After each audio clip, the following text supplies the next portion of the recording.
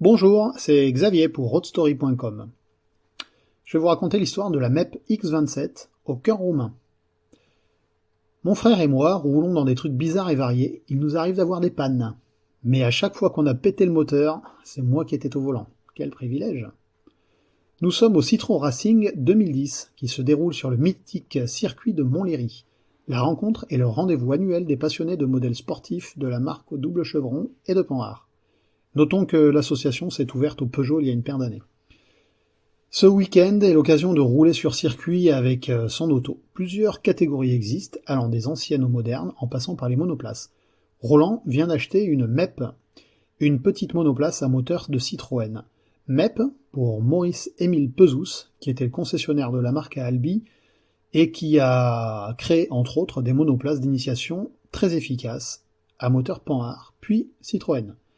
Celle que Roland a dégotée est une X27, équipée d'origine du premier moteur flat 4 refroidi par air, 1015 cm3 des premières GS.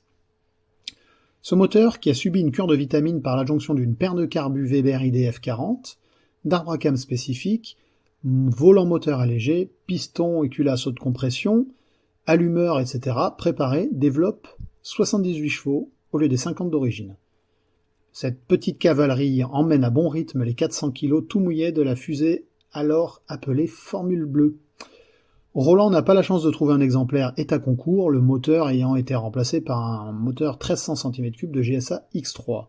Si nous n'avons jamais su à quel point la préparation de ce moteur a été poussée, je peux vous affirmer que l'auto roulait bien.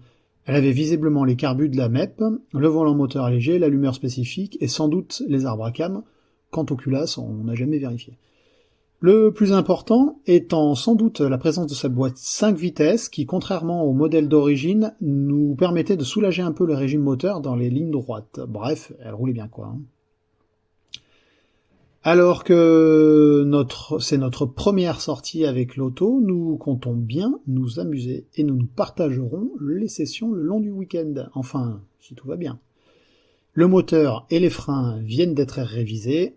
Cette fois-ci, depuis une malheureuse expérience avec les pneus secs, nous avons monté des Michelin tout neufs, des E3A en 165 R13 car les XAS FF pour Formule France en gomme tendre coûtent un bras, et ils n'étaient de toute façon pas dispo lors de la commande. Vu les boutins tourisme, on nous charrie un peu et on nous prédit des têtes à queue. On aura un autre problème, hein, vous avez deviné. Évidemment, la réponse était dans l'énoncé. Oui, j'ai pété le moteur.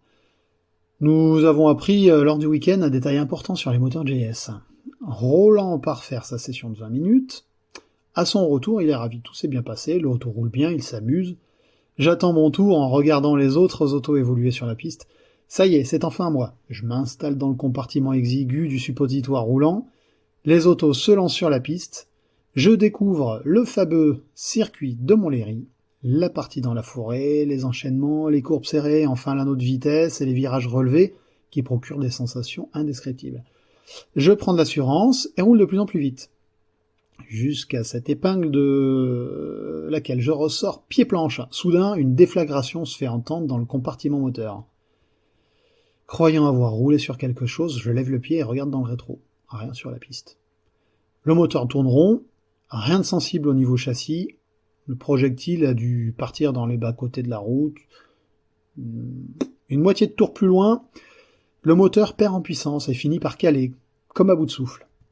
Retour au stand, tracté par la dépanneuse de service, un rapide tour du moteur avec le pro de la MEP, Philippe, qui laissera un diagnostic sans appel. Le ventilo d'air forcé s'est désintégré, ce qui a provoqué une surchauffe et une casse du moteur.